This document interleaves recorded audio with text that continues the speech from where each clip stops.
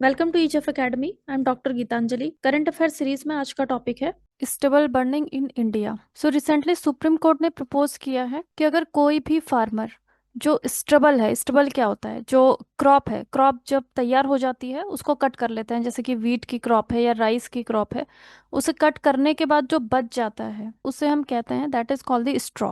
तो होता क्या है, जो हमारे फार्मर्स हैं वो इसे कट करने के बाद ये जो स्टेबल है, फसलें कट करने के बाद स्टबल्स को वो बर्न कर देते हैं, उसे जला देते हैं। और जब भी किसी चीज को जलाते हैं तो उससे क्या होगा, it will lead to pollution. और ये जो पॉल्यूशन है वो ज्यादातर दिल्ली में जाके इकट्ठा हो जाता है और वहां पे फिर बहुत सारे हेल्थ इश्यूज होते हैं, पॉल्यूशन की प्रॉब्लम स्टार्ट हो जाती है। तो सुप्रीम कोर्ट ने प्रपोज किया है कि जो भी फार्मर्स स्टेबल को बर्न करेंगे उनको जेल या इम्प्रिजनमेंट या उन पर क्रिमिनल प्रोसिक्यूशन करने की जरूरत है ताकि वो ऐसा ना करें। लेकिन सेंट्रल गवर्नमेंट ने कहा है कि ये दिस इज नॉट फिजिबल, ये फिजिबल नहीं है। तो let's know about the stubble burning. तो ये जो स्टेप लिया जा रहा है it is to address the Delhi pollution. देखो दिल्ली की लोकेशन कहाँ पे है, दिस इज दिल्ली। अब यहाँ पे जो पंजाब है, हरियाणा है, यहाँ के जो किसान है ज्यादातर वो स्टबल बर्निंग करते हैं। उनकी जब फसलें तैयार हो जाती है उसको कट करने के बाद स्टबल को वो बर्न कर देते हैं, जिससे कि जितना भी जो पॉल्यूशन है वो इकट्ठा हो जाता है कहाँ पे, दिल्ली में, क्योंकि विंड की डायरेक्शन कुछ ऐसी होती है कि दिल्ली में वो इकट्ठा हो जाता है। इसके अलावा जो यूपी है, यूपी में भी स्टबल बर्निंग होती है, ठीक है, तो उसकी वजह से भी पॉल्यूशन होता है यहाँ पे। So to address Delhi pollution supreme court ने डायरेक्ट किया है पंजाब, हरियाणा और यूपी की गवर्नमेंट को कि जो स्टेट पॉल्यूशन कंट्रोल बोर्ड है उनकी जो वैकेंसीज है उनको फिल करने के लिए। देखो पॉल्यूशन को कंट्रोल कौन करता है, CPCB, that is central pollution control board, जो कि सेंट्रल लेवल पे काम करता है, नेशनल लेवल पे काम करता है। और जो हर एक स्टेट में क्या है, स्टेट पॉल्यूशन कंट्रोल बोर्ड, जो कि अंडर सीपीसीबी काम करते हैं और स्टेट का जो पोल्यूशन है उसको कंट्रोल करने का काम करते हैं। इनमें काफी ज्यादा वैकेंसीज है, तो जिसकी वजह से प्रॉपरली काम नहीं कर पाते और पोल्यूशन की जो सिचुएशन है वो एक्सिलरेट हो जाती है। तो दैट्स वाई अभी सुप्रीम कोर्ट ने ये डायरेक्ट किया कि जो भी ये स्टेट्स हैं जहाँ पे कि स्टेबल बर्निंग ज्यादा होती है, पंजाब, हरियाणा, यूपी, यहाँ पे स्टेट पॉल्यूशन कंट्रोल बोर्ड की जो वैकेंसीज है उनको फिल किया जाए और जो स्टेबल बर्निंग की प्रॉब्लम है उसको ठीक किया जाए। ऑल्सो यूनियन गवर्नमेंट को ये डायरेक्शन दिया है कि you should impose penal measures again stubble burning, कि जितने भी जो भी किसान हैं, जो भी फार्मर्स हैं,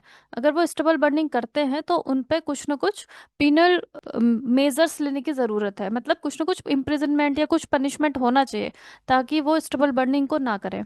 अब देखते हैं कि स्टबल बर्निंग होता क्या है। तो this is the stubble which I told you, कि जब भी फसलें जब कट जाती हैं तो इसका जो स्टेम है वो रह जाता है। अब ये किसानों के किसी काम का होता नहीं है, ठीक है, इसलिए वो उसको क्या करते हैं, जला देते हैं। तो process of setting on fire the straw stubble, straw stubble को जब बर्न कर देते हैं तो उसी को हम बोलते हैं स्टबल बर्निंग, ठीक। तो it requires in areas that use harvesting method which leaves crop residue behind. देखो अलग अलग जगहों पे जो हार्वेस्टिंग है, हार्वेस्टिंग मतलब फसलों को जो कट किया जाता है उसकी मेथड अलग अलग होती है।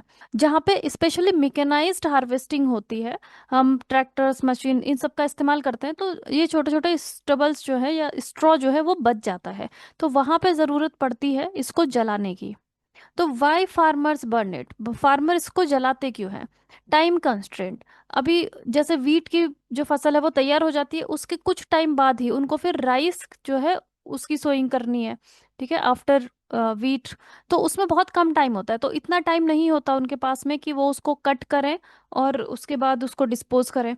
तो इसलिए वो क्या करते हैं, सिंपली उसको जला देते हैं, ठीक है। तो फॉर एग्जाम्पल जो पंजाब और हरियाणा है उसमें दो क्रॉपिंग साइकिल्स, मतलब एक क्रॉप के बाद जो दूसरा क्रॉप की जो सोइंग करनी है उसके बीच में लगभग 2 से 3 हफ्ते, 2 से 3 वीक्स का ही टाइम होता है। तो इसलिए उनको उसे जलाना ही पड़ता है। Increased mechanisation of harvesting. देखो जो मिकेनाइज्ड हार्वेस्टर्स जो होते हैं, जिनसे जो मशीन्स का इस्तेमाल करते हैं ये हार्वेस्ट करने के लिए, तो वो 10 to 30 सेंटीमीटर के जो लीव्स, जो स्टबल है, देखो आप ये देख सकते हो इनका जो हाइट है वो 10 से 30 सेंटीमीटर की होती है। तो इसको it is not easy to clear with manual harvesting. देखो मैनुअल हार्वेस्टिंग जहाँ पे होती है, मतलब जहाँ पे खुद ही कट करते हैं, जो किसान है वो खुद से कट करते हैं, तो वहाँ पे वो पूरा उसको रूट से ऊपर का जो पार्ट है, अबव ग्राउंड पार्ट है, वो पूरा का पूरा ही कट कर लेते हैं। तो वहाँ पे जलाने की ज़रूरत नहीं पड़ती है। इसे हम क्या कहते हैं, this is called the manual harvesting. लेकिन जहाँ पे मैकेनाइज्ड हार्वेस्टिंग होती है, मशीन्स का इस्तेमाल करते हैं, तो वो ऊपर का कुछ ही पोर्शन, वो सिर्फ जो वीट है, वीट के जो सीड्स हैं, राइस है, उसको ही वो कट करता है। नीचे का जो इसका स्टेम है उस वो ऐसे ही रह जाता है। तो इसलिए फिर उसको जलाने की जरूरत पड़ जाती है। Labour shortage.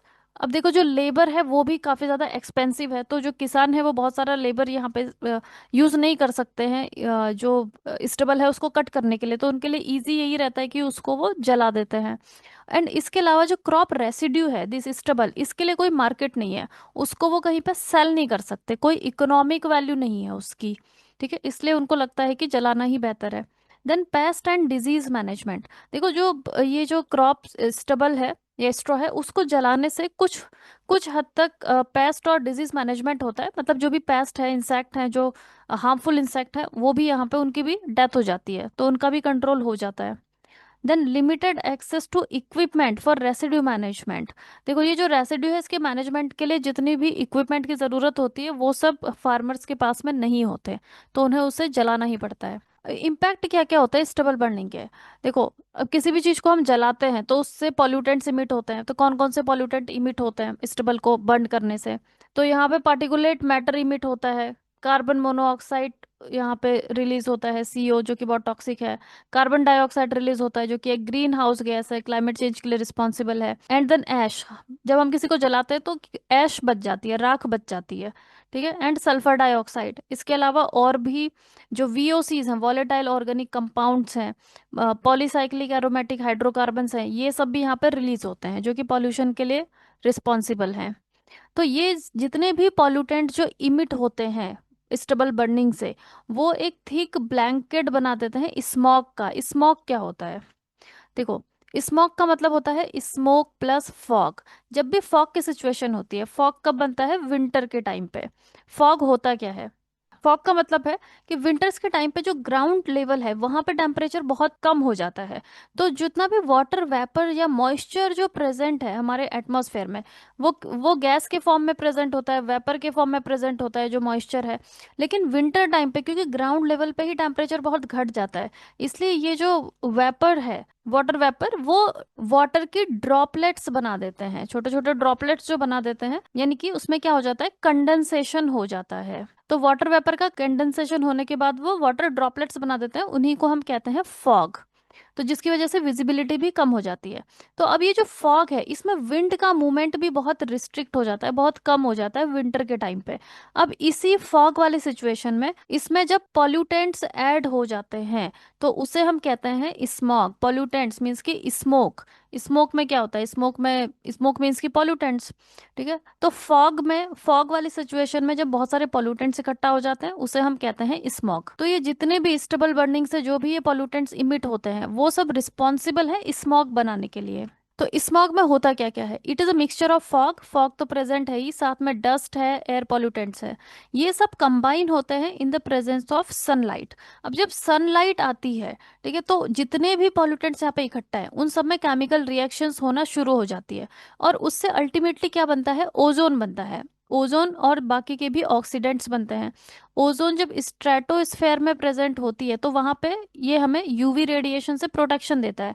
लेकिन जब ग्राउंड लेवल पे ओजोन बनता है तो ये क्या है? ये एक हार्मफुल पॉल्यूटेंट है। तो स्मॉग में ये बहुत ज्यादा प्रेजेंट होता है, ओजोन। अब जो स्मॉग है वो भी दो टाइप का होता है, एक तो सल्फ्यूरस स्मॉग और दूसरा फोटोकेमिकल स्मॉग। देखो, सल्फ्यूरस स्मॉग क्या है? जो ये पॉल्यूटेंट्स हैं इस फॉग में, अगर उनमें सल्फर का अमाउंट ज्यादा है तो उसे हम कहते हैं सल्फ्यूरस स्मॉग। और फोटोकेमिकल स्मॉग मीन्स अगर उसमें नाइट्रोजन के ऑक्साइड्स ज्यादा हैं तो वहां पे बनता है फोटोकेमिकल स्मॉग। इसके अलावा और कौन कौन से इम्पैक्ट है स्टबल बर्निंग के? तो जब भी ये जला दिया जाता है स्ट्रॉ को, इससे सॉइल लेस फर्टाइल हो जाती है, क्योंकि जो हमारी सॉइल है उसमें बहुत इंपॉर्टेंट माइक्रोब्स प्रेजेंट होते हैं, बैक्टीरिया प्रेजेंट होते हैं, फंगस प्रेजेंट होती है, जो कि सॉइल को न्यूट्रिएंट अवेलेबल करवाने का काम करते हैं। क्योंकि ये क्या करते हैं? ये करते हैं डीकम्पोजिशन। देखो, जो भी यहाँ पे छोटे इंसेक्ट होते हैं या एनिमल्स होते हैं या प्लांट्स होते हैं, उनकी जब डेथ हो जाती है तो उनकी बॉडी को डिकम्पोज कौन करेगा? ये माइक्रोब्स करते हैं। और उनकी बॉडी में जितने भी मिनरल्स हैं वो डिकम्पोजिशन के बाद ही सॉइल में आते हैं, जिससे कि सॉइल का न्यूट्रिशन बढ़ जाता है। लेकिन जब ये बर्न किया जाता है तो उसमें जो इम्पोर्टेंट जो अच्छे माइक्रोब्स हैं वो भी यहाँ पे उनकी भी डेथ हो जाती है। इसके अलावा जब ये पूरा का पूरा जला देते हैं तो उसमें जो बर्ड्स हैं, स्मॉल मैमल्स हैं जो वहाँ पे रहते हैं, उनकी भी डेथ हो जाती है। तो ये बायोडाइवर्सिटी को भी इम्पैक्ट करता है और सॉइल की जो फर्टिलिटी है उसको भी ये इम्पैक्ट करता है। तो अब कुछ रेगुलेटरी मेजर्स यहाँ पे लाए गए हैं इसको कंट्रोल करने के लिए। तो पहला है NPMCR, that is national policy for management of crop residue, 2014 का ये है। Under this policy technical measures को इम्प्रूव करने की जरूरत है, अडॉप्ट करने की जरूरत है, including diversified use of crop residues.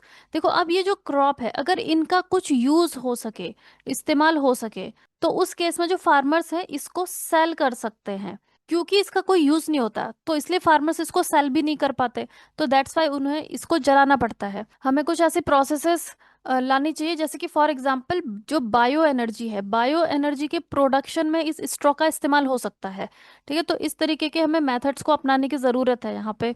Then capacity building and training, तो जो फार्मर्स हैं उनको भी ट्रेन करने की ज़रूरत है, एंड ऑल्सो जो बायो एनर्जी प्लांट्स है उनको भी ट्रेन करने की ज़रूरत है कि कैसे स्टेबल्स जो है उसको इस्तेमाल किया जा सके। Then NGT, green national green tribunal ने भी इशू किए थे यहाँ पे डायरेक्शंस 2015 में, for the mechanism for collection of crop residue, transportation and utilisation to be evolve.